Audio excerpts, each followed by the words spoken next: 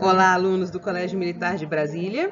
Essa nossa recuperação final, aula 7, uma aula que vai tratar de desequilíbrios. Essa aula será feita com base em realização de exercícios de revisão. Uma aula preparada pela equipe de Biologia do terceiro ano do Colégio Militar de Brasília.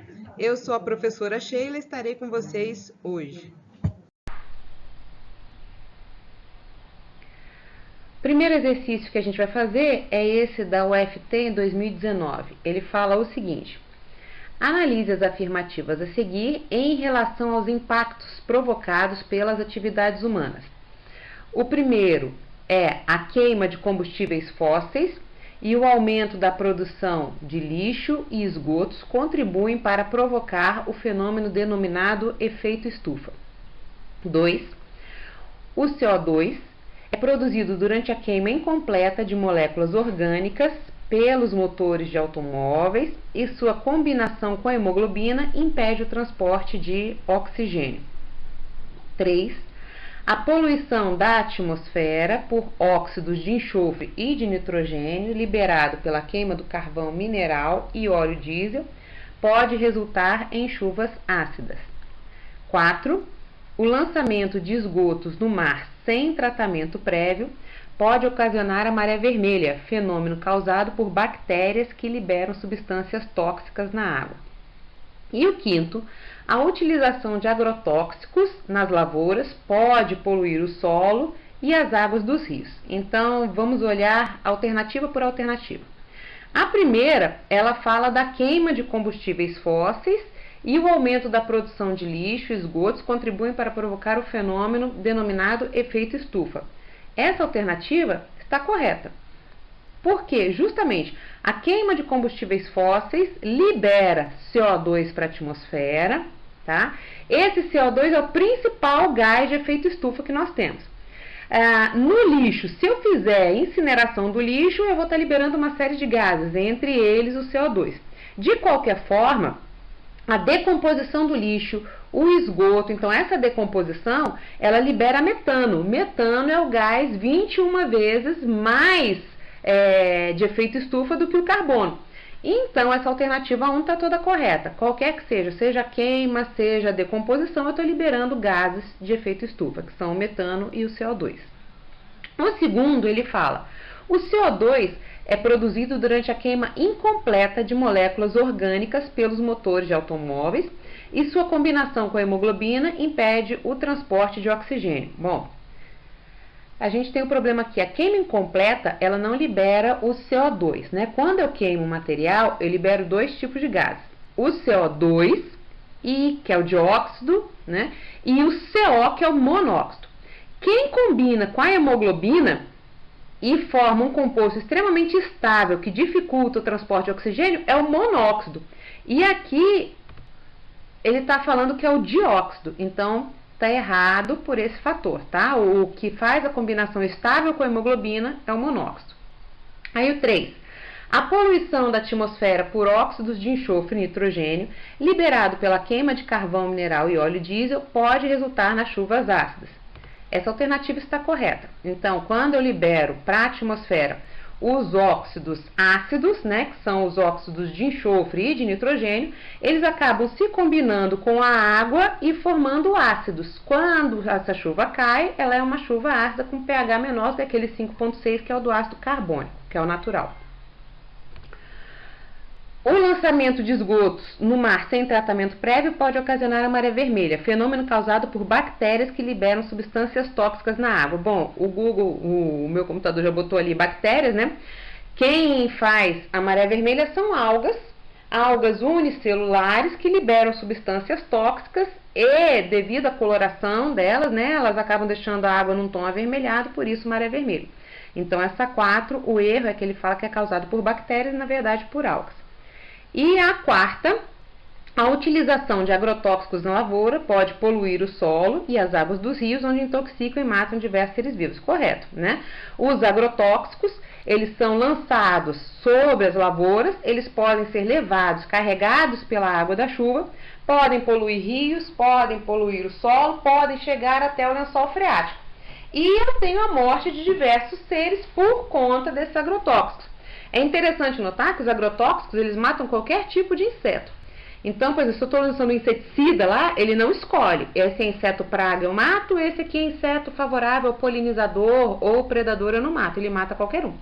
Tem alguns estudos que mostram que a longo prazo a retirada de predadores acaba favorecendo pragas. Então, ao invés de melhorar a praga, a utilização desses inseticidas agrotóxicos, eu acabo piorando a situação.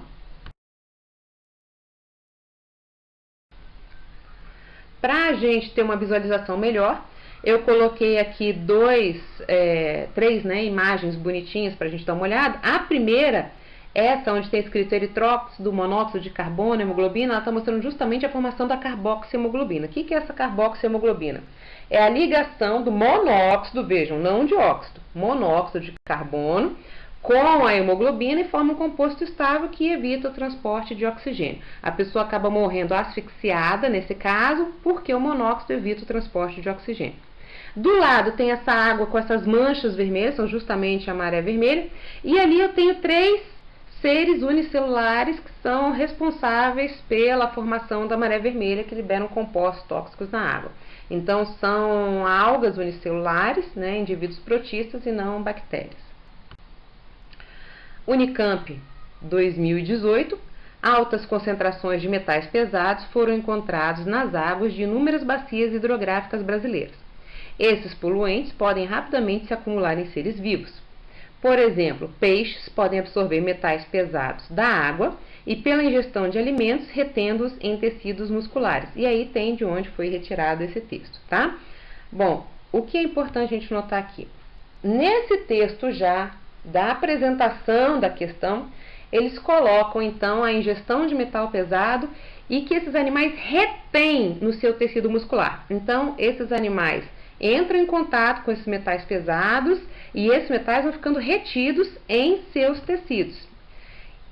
E ali, o próprio texto fala que geram um efeito acumulador. Então, ou seja, eu vou acumulando esses metais pesados no meu tecido. Vou colocar aqui uma figurinha, o examinador não botou essa figurinha de brinde, essa figurinha é minha, quer dizer, tirei da internet, para vocês, não fui eu que fiz, mas ela está aqui para chamar a atenção do seguinte: se vocês olharem bem embaixo na figurinha, tem ali o PPT, que é partes por trilhão, e ali o meu lago, então, entrou em contato com esses metais pesados. Depois eu tenho os seres produtores, que são esses verdinhos, então eu tenho um acúmulo desses metais pesados.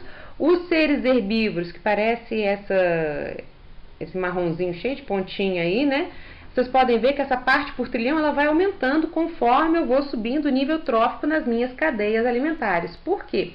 Porque existe uma magnificação desse meu efeito, Eu tenho um efeito acumulativo. O meu peixinho predador ali, ele não vai comer um herbívoro ou um peixinho abaixo dele. Ele vai comer vários. Então, cada vez que ele consome, ele vai acumulando, vai retendo nos tecidos, como diz o próprio texto. Então, vamos ver as alternativas.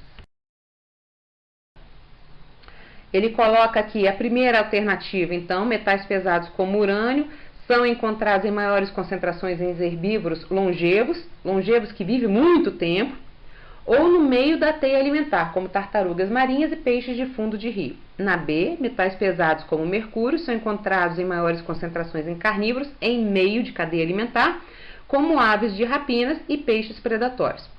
Na C, metais pesados como ferro são encontrados em maiores concentrações em herbívoros e carnívoros de topo de teia alimentar, como aves de rapinas e peixes predatórios. E na D, metais pesados como chumbo, encontrados em maiores concentrações em predadores longevos vivem muito tempo, e de topo de cadeia alimentar, como aves de rapina e peixes predatórios. Bom, na letra A, eu tenho o problema ali, herbívoro. Herbívoro é o consumidor primário, ele é logo no início da minha cadeia.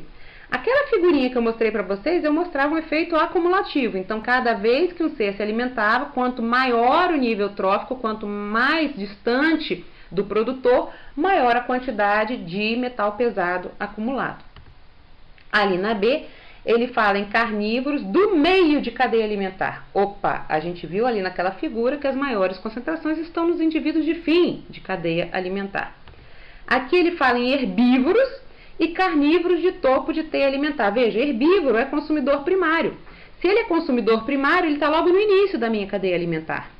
Perfeito? Ele está se alimentando do produtor. E a gente viu naquela figurinha que o efeito acumulador ele vai magnificando e lá nos meus finais de cadeia alimentar é onde eu tenho maior quantidade de metais pesados ou de inseticida ou qualquer substância que seja acumulativa. Então, se o animal prende isso nos seus músculos, ele vai acumulando aquilo quando ele serve de alimento. O predador consome o animal e essa substância que foi acumulada, ele não vai comer um bichinho ao longo da vida dele, provavelmente todo dia ele vai comer alguns, então ele vai acumulando esse efeito. Vamos ver aqui a minha figurinha, observem. Os produtores, então, eu tenho poucas bolinhas, que seriam poucas dessa substância. No caso, aqui ele está colocando o DDT, que é um inseticida que não é degradável. Os meus consumidores primários são esses 3, 4 minhoquinhos ali, para esses peixinhos pequenininhos. Vejam a maior quantidade de DDT, que são essas bolinhas. Depois o meu consumidor secundário com maior quantidade e a ave lá com muito mais, né? Então, percebam que eu tenho um efeito acumulativo aí, certo? Então, a minha resposta correta é a letra D. Metais pesados como chumbo são encontrados em maiores concentrações em predadores longevos e topos de teias alimentares.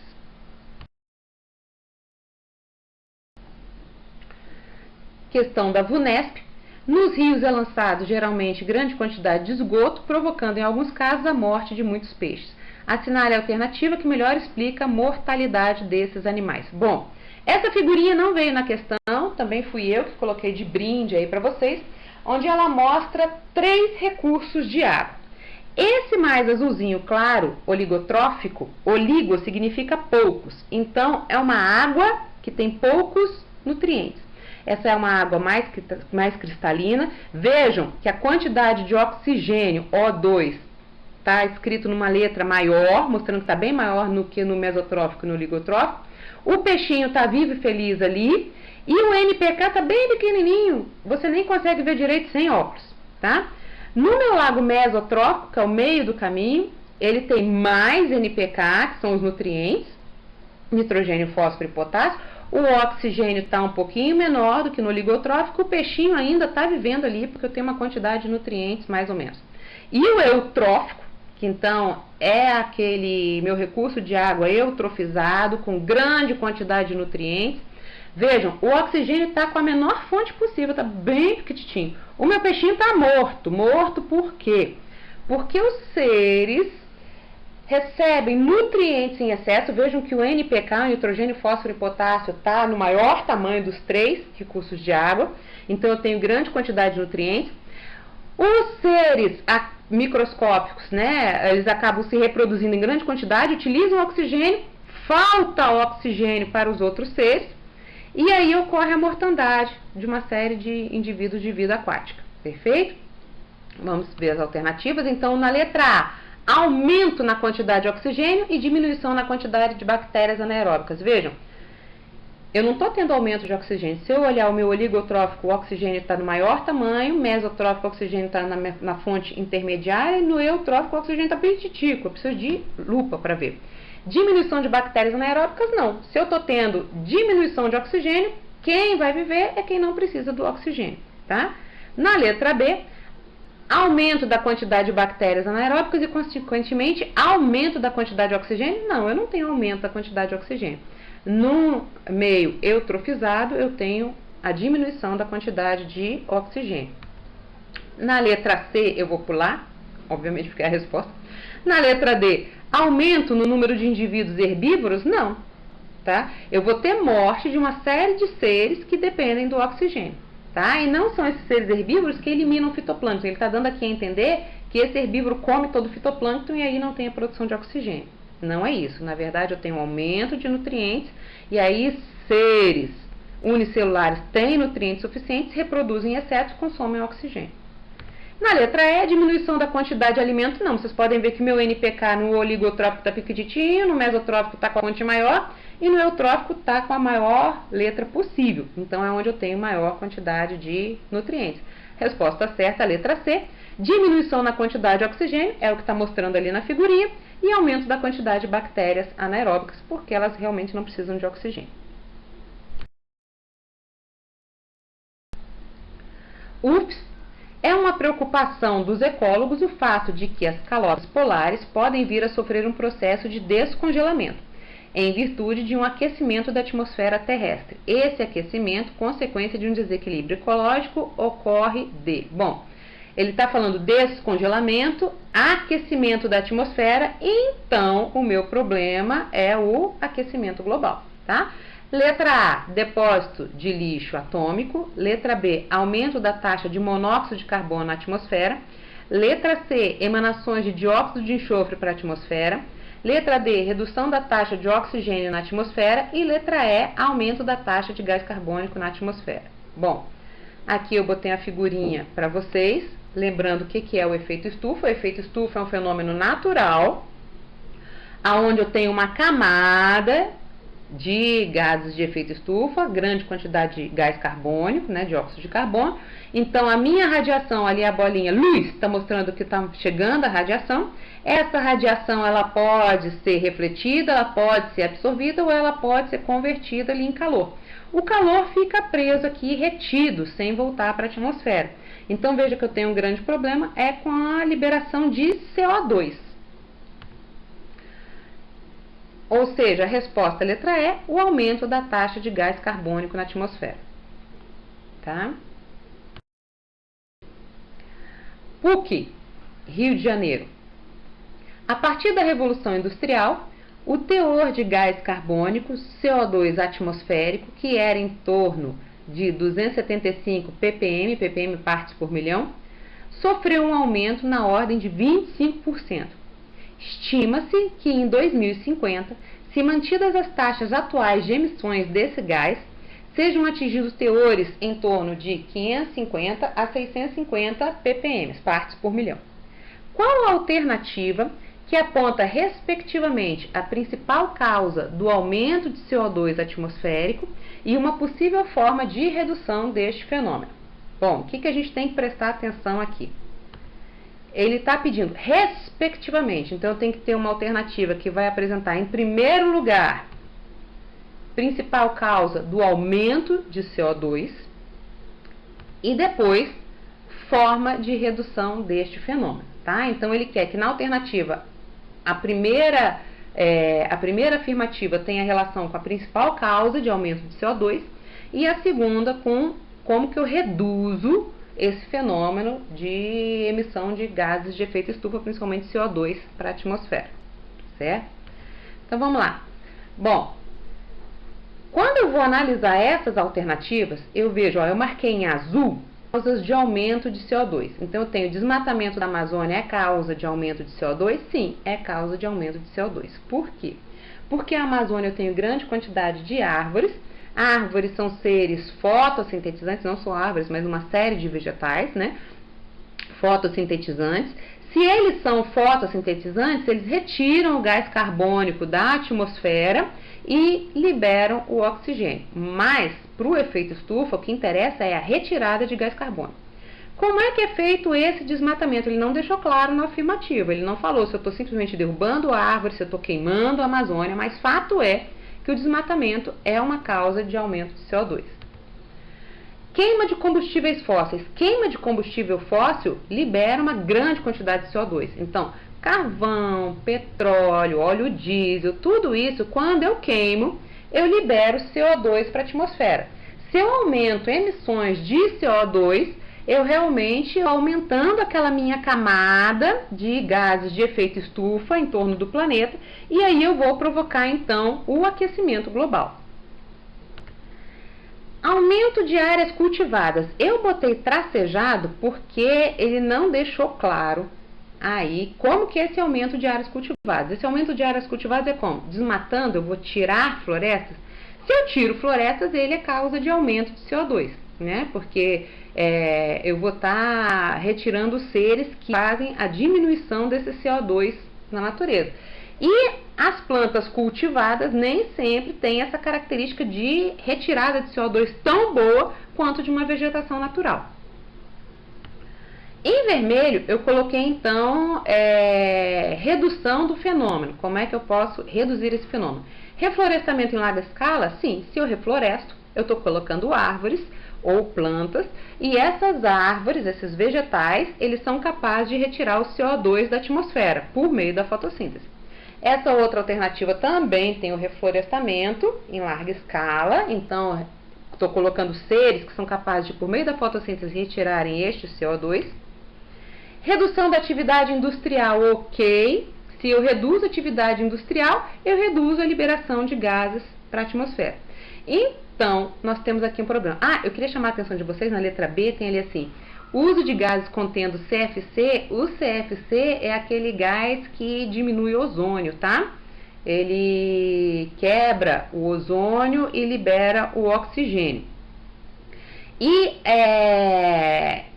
a erradicação da energia nuclear, aqui ele está falando em erradicação, seria diminuir, né, tirar a energia nuclear. A energia nuclear, muitas pessoas colocam como sendo uma energia limpa, sem produção de CO2, mas eu cheguei a ver artigos que falam que não é bem assim. Ela tem uma liberação de CO2 também, tá? Mas então, nós temos ali a alternativa A, onde eu tenho uma causa de aumento e uma de redução, e a D, que é uma causa de aumento e uma de redução. Porém, eu devo prestar atenção ali no enunciado que ele pede a principal causa do aumento de CO2. E a principal causa do aumento de CO2 é a queima de combustíveis fósseis. Então, a minha resposta é a letra D, queima de combustíveis fósseis e reflorestamento em larga escala.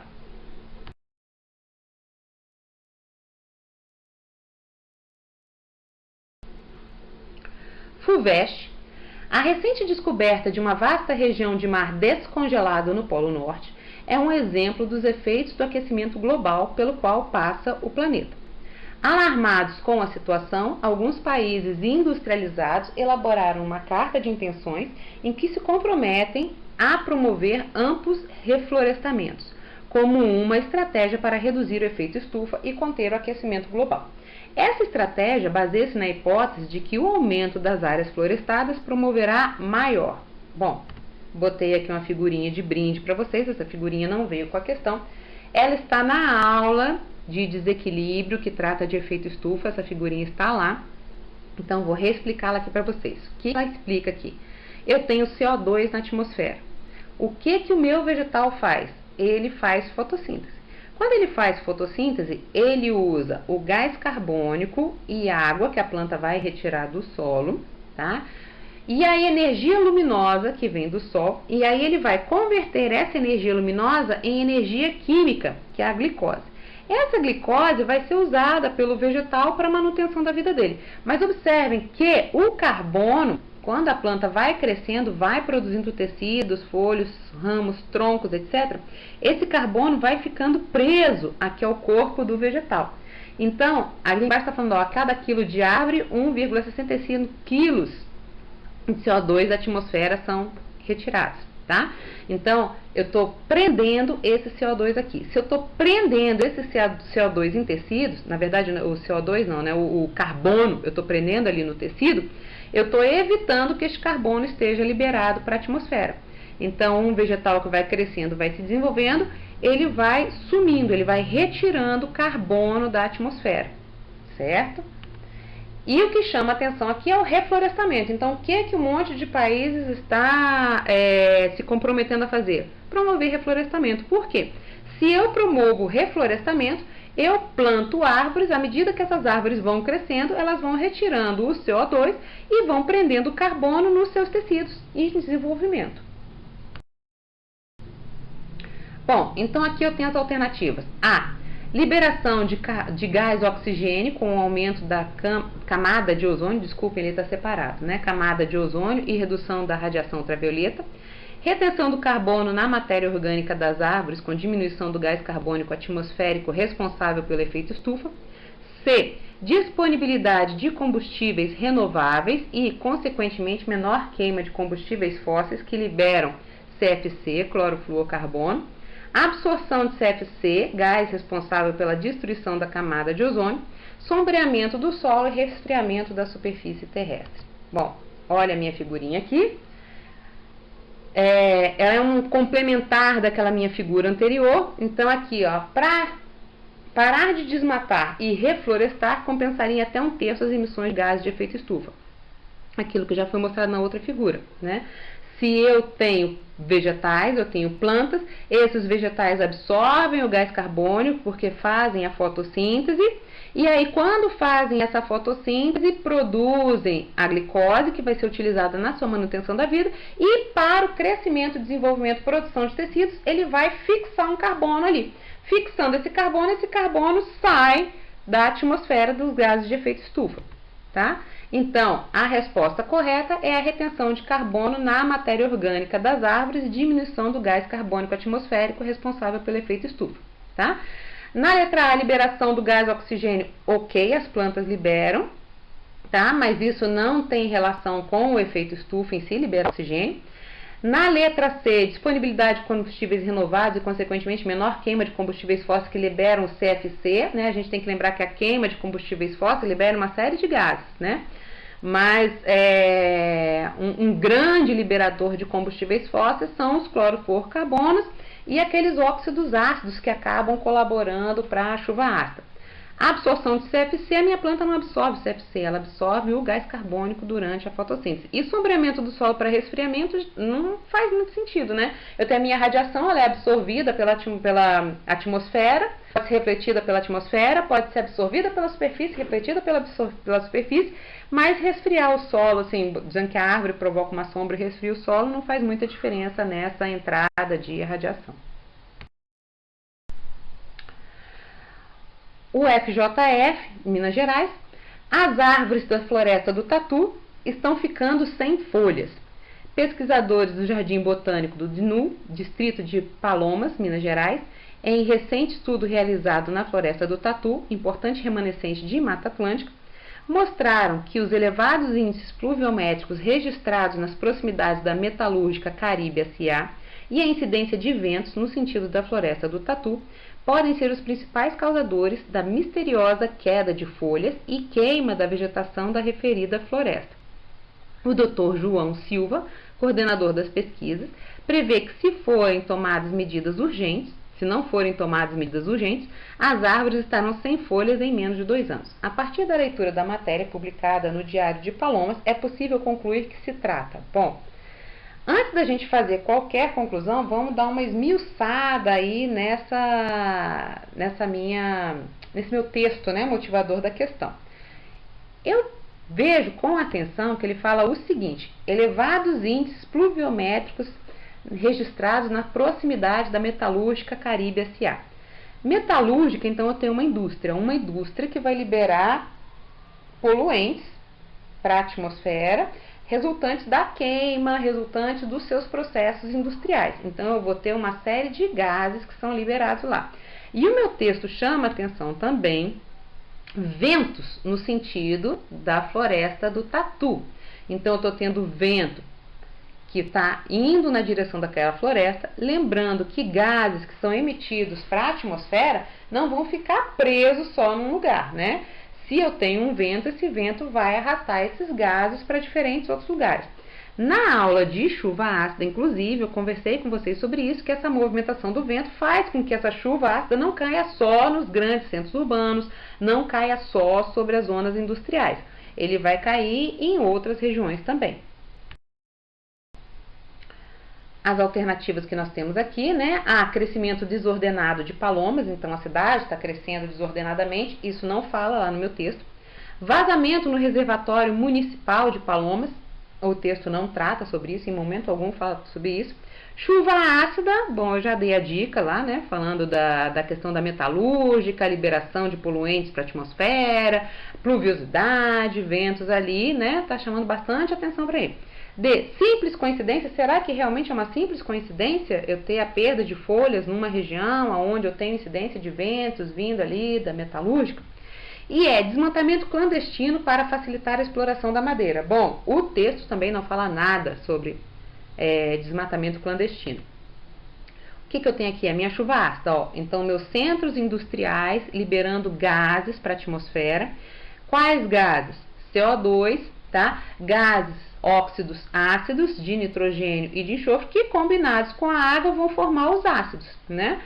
Quando eu tenho a precipitação, essa chuva cai. Cai só em cima da cidade, só em cima do centro industrial? Não, porque o vento carrega isso para lá.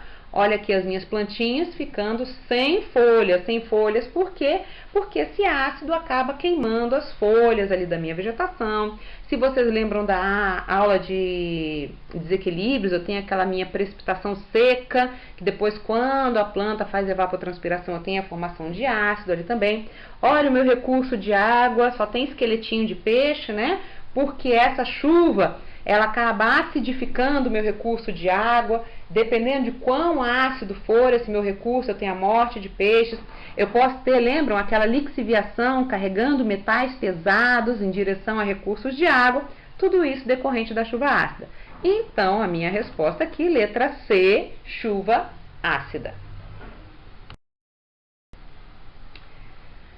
Questão do Enem 2012. Para diminuir o acúmulo de lixo e o desperdício de materiais de valor econômico e assim reduzir a exploração de recursos naturais, adotou-se em escala internacional a política dos 3 R's. Quais são esses 3 R's? Redução, reutilização e reciclagem. Um exemplo de reciclagem é a utilização de... Bom, essa política dos 3 R's, redução, reutilização e reciclagem, ela acabou sendo transformada, né? Então, hoje em dia, eu já tenho a minha política dos 5 R's. O que são esses 5 R's? Então, eu tenho aqueles 3, redução, reutilização e reciclagem. Vamos ver cada um. O que é redução? Redução é eu reduzir a quantidade de lixo que eu produzo. Então, eu tenho que ter um consumo consciente. Se eu vou comprar um produto, eu tenho que, antes de comprar esse produto, perceber o quanto de lixo eu vou produzir. Será que eu não posso trocar por um produto que seja menos poluente? Será que eu não posso trocar por um produto que tem menos resíduo? Ano passado eu cheguei a comentar com meus alunos que eu fui ao mercado e eu vi uma série de produtos embalados em bandejinhas de isopor e cobertos com filme plástico. E do lado você tinha às vezes o mesmo produto sem estar na bandejinha, sem estar coberto com filme plástico. Ora, se eu compro o produto sem a bandejinha, sem o filme plástico, eu não estou produzindo lixo, meu lixo vai ser apenas o lixo orgânico. Se eu compro o produto com a bandejinha com o filme plástico, além do meu lixo orgânico, eu vou ter também um lixo inorgânico, que é a bandejinha, que é o filme plástico, né? Se eu compro a laranja e faço suco na minha casa, o meu lixo é a casca da laranja, que é orgânica.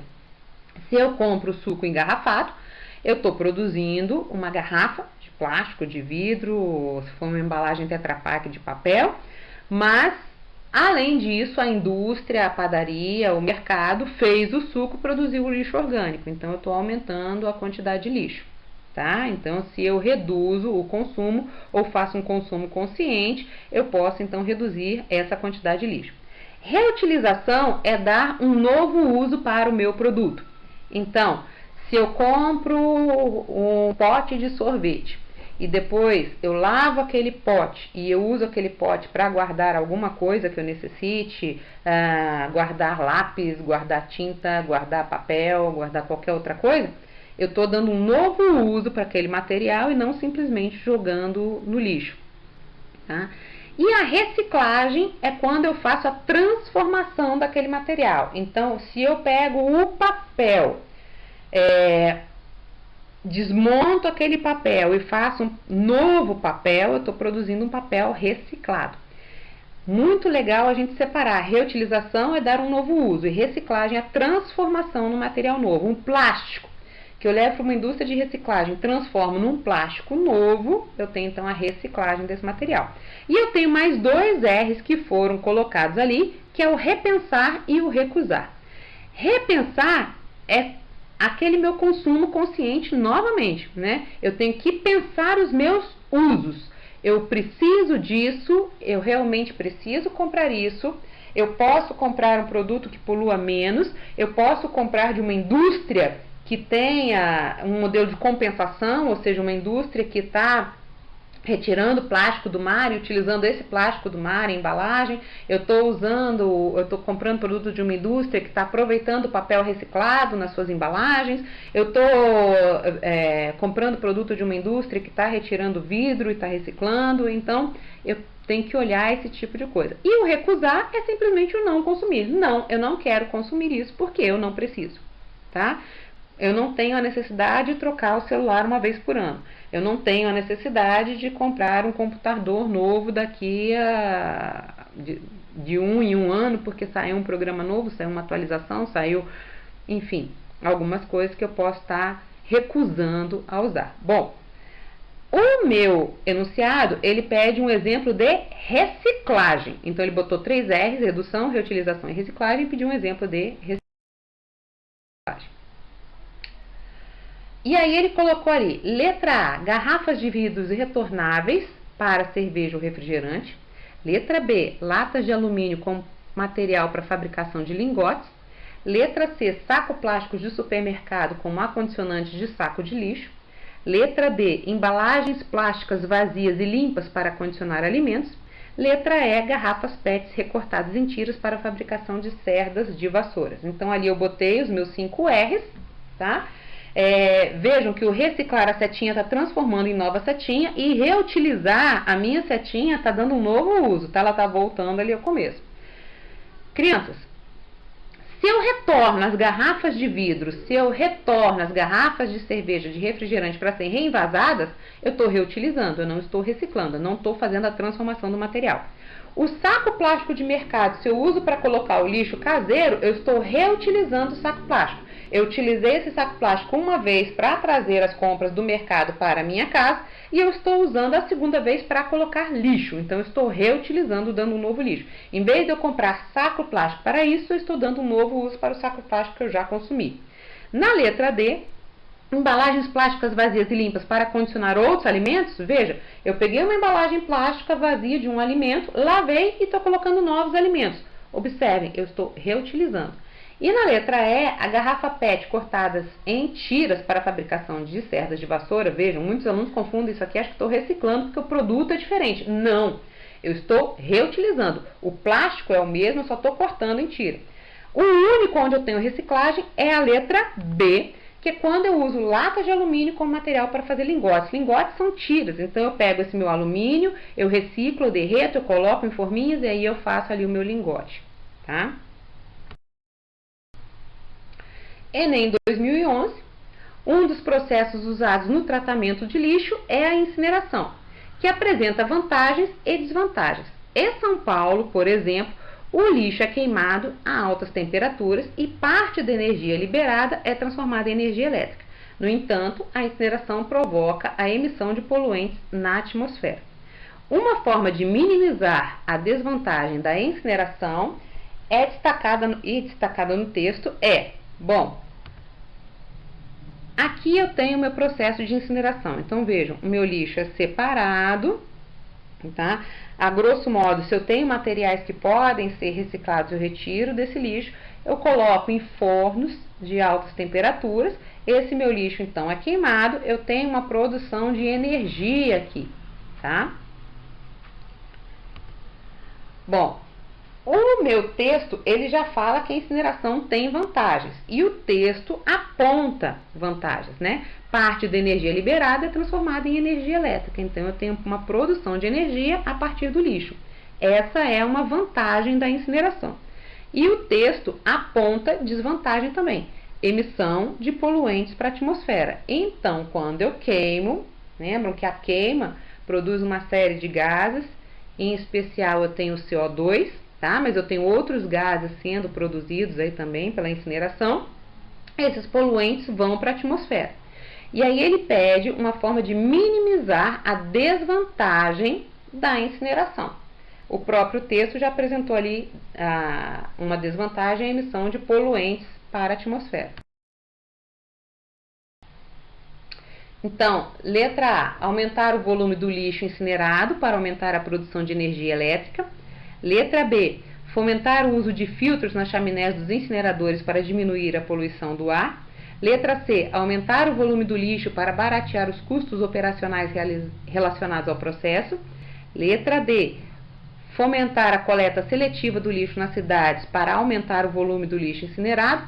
Letra E, a temperatura de incineração do lixo para produzir maior quantidade de energia elétrica. Se vocês forem no Google e procurarem incineração do lixo, imagens, vão aparecer uma série de imagens.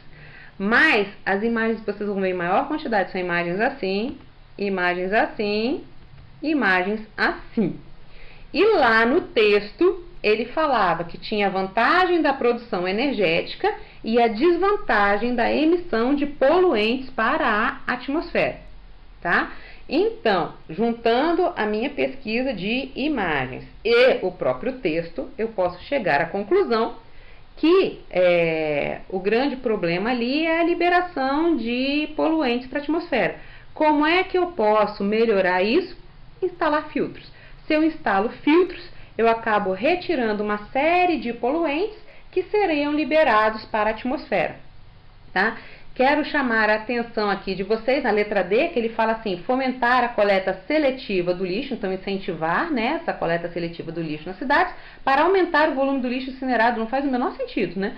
Se eu retiro materiais reciclados do lixo, eu estou diminuindo o volume do lixo a ser incinerado, tá? E a resposta, a letra B, estava ali logo no texto da questão. Tranquilos? Bom, crianças, por hoje foram essas as questões que eu trouxe para a gente discutir.